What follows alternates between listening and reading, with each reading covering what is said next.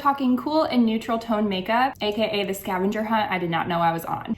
If you saw my first video, you know I did a professional color analysis and found out that I am a summer color season with cool to neutral undertones. The lady who did my colors was extremely helpful, but she also told me that basically everything I own is the opposite of what I should be wearing technically. Love that for me. So since then, I've been kind of replacing some of my products that I've been using up with cooler tone and more neutral shades. And I've learned that cool tone shades are really hard to find. Even products that are marketed as cool toned, a lot of times will pull warm and orangey on me.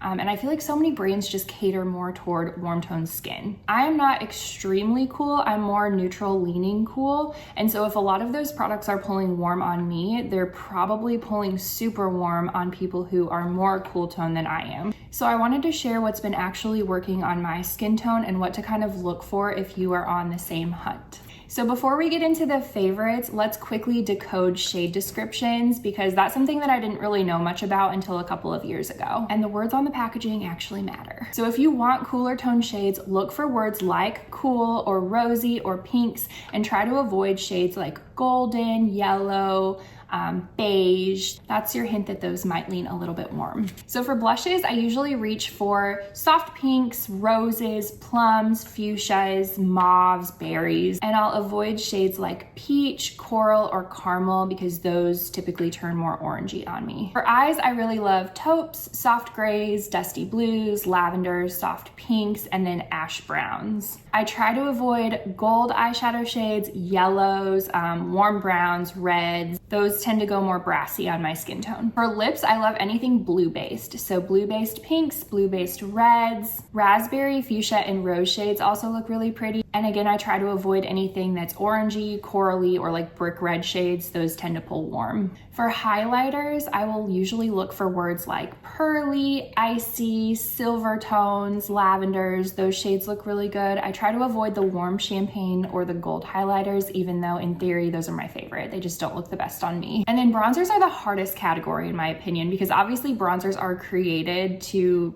make it look like your skin has more warmth than it does. It's really hard to find a truly neutral bronzer. I don't really look for cool tone bronzers.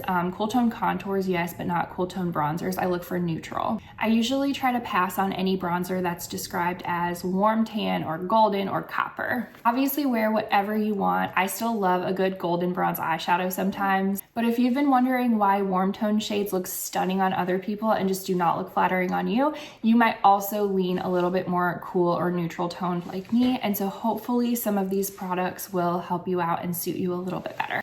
When I did my color analysis, I went through House of Color and they have their own makeup brand that they sell online, and during the color analysis, you can buy the products too if you want to.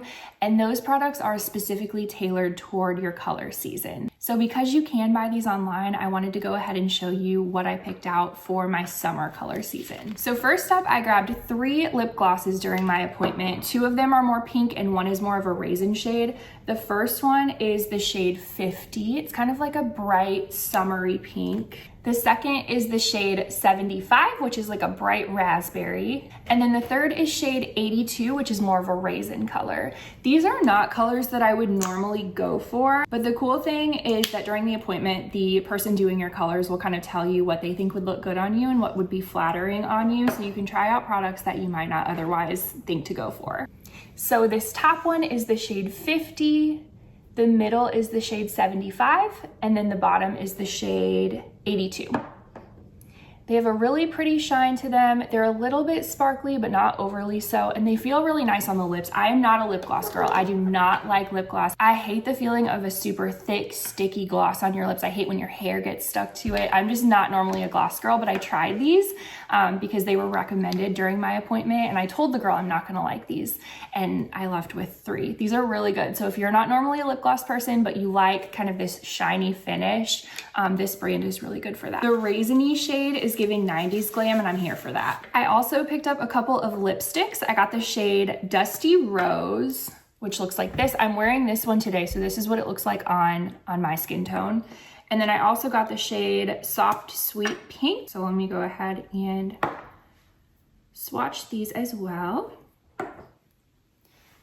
This one is Dusty Rose, and this one is Soft Sweet Pink. So they're very similar, but they again pair really well with the glosses. I like the Soft Sweet Pink with the shade, what is it called? Where did it go? 50 lip gloss, and I like the Dusty Rose with the shade 75. During that appointment, I also picked up a blush in the shade 36. It's a really pretty muted, just kind of mauvey shade. I have this on today too, but I'll put some more on because I'm a blush girl.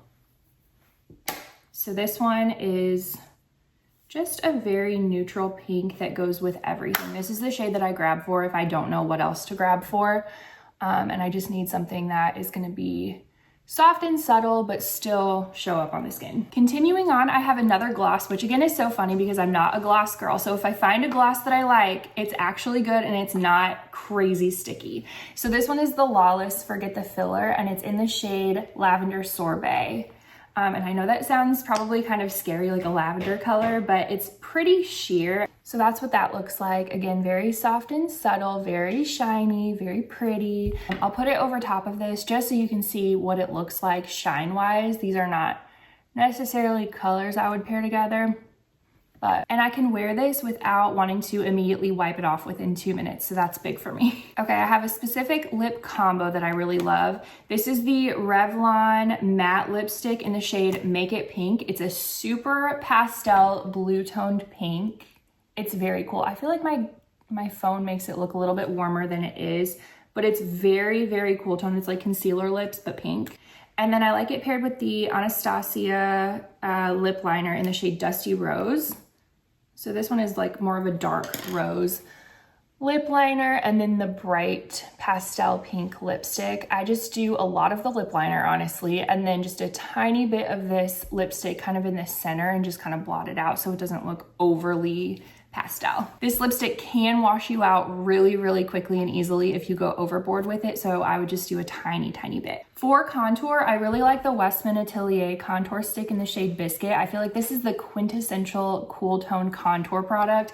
Mine is basically gone, like that's all I have left. I've used this to death, but I like this. It's not too gray on me, so it's definitely a contour shade. It's not a bronze shade, but it doesn't pull too ashy. Sometimes some of the gray shades just make you look overly sick and they are not the most flattering, but this one's really good. And then for powder bronzer, I also really like the one from Westman Atelier in the shade Coup de Soleil. This one is not necessarily cool tone, but it's very neutral. Again, it's looking more warm on my phone than in real life, but it's definitely neutral on me. And this is the most buttery, blurring bronzer. You can just slap this on with any brush without having to think about it. Do it in 2 seconds and it's gonna look good. It's never going to look overly done. It's never going to look muddy. It's gonna blend in with whatever you have on. It's great. I also really love this Patrick Ta blush duo in the shade Just Enough. There are so many shades of this product that I think are beautiful, but just not on me. So like She's Blushing is probably my favorite shade in the whole line. I bought that and returned it because I wanted it to work so badly and it did not work for me. So this has, you know, the cream and the powder, and this is a really pretty, again, blue tone pink. So that side is the cream, that side is the powder. They pair really well together, or they look really pretty individually. And I like these because you can put the cream over top the powder, or you can put it underneath, and either way, it's gonna sit really well with the rest of your makeup. It's a little bit light on my skin tone, but not overly so. It just gives that really pretty cool pink tone shade without pulling peach, which is hard to find for me because I feel like most blushes pull peach on my skin. Okay, another blush. This is a liquid one. This is the Charlotte Tilbury Matte Pillow Talk Beauty Blush Wand. The matte Pillow Talk shade is specifically the only one that is super cool toned on me. The entire Pillow Talk line looks so pretty in general, but it looks completely orange on me. Even the Pillow Talk Fair shade, which is supposed to be cooler, I like the fair lip liner, but the lipstick itself still pulls orange on me. This matte blush though is very cool toned and very pretty. So that's what that one looks like. And this again is just a perfect everyday kind of shade. It goes with everything. It also lasts a really long time and it blends really well. I've tried the other shades that are not the matte version in this, and I like them, but they do kind of get patchy on my skin. This one does not. This one applies a lot better. I don't know if it's like the matte ingredients in the formula, but I like this better than some of the more shimmery shades that they have. So for a quick one and done eyeshadow, the Charlotte Tilbury Eyes to Mesmerize in the shade Oyster Pearl is fantastic. It's like a taupey bronze shade. I used to use the shade Amber Gold, which is, again, so pretty, just not on me. It's very, very warm tone, very like coppery bronze. This one still gives that bronze shade that I want, but it's more of that taupe based, so it just is more flattering on cooler tone skin. And here's what this looks like. It's got a really nice sheen to it. It's super pretty all over the lid. I just put some on my lid and then kind of blend it into my crease, just like I did with Amber Gold. It takes 2 seconds, but it makes you look like you tried. Okay, and then for a full eyeshadow look, I will usually pull for the Natasha Denona I Need a Nude palette. This is what I'm wearing today. A couple of the shades are warm, so like this shade here and this shade here are a little bit more warm tone, but the rest are very cool and they're just super pretty. There's a good balance of mattes and shimmers. I'm wearing the shades Stone and Tender mixed together in my crease. The shade Silhouette on my lash line just kind of smudged out, and then the shade Whisper on my lid. I really like this palette because you can do kind of like an everyday taupe situation, more of a rosy pink look, or a deeper kind of like ash brown smoky eye. Okay, so those are my favorite current cool tone and neutral favorites. If you have products that you specifically recommend for cooler or neutral tone skin, pass them along to me. It's really hard to find good cool tone products.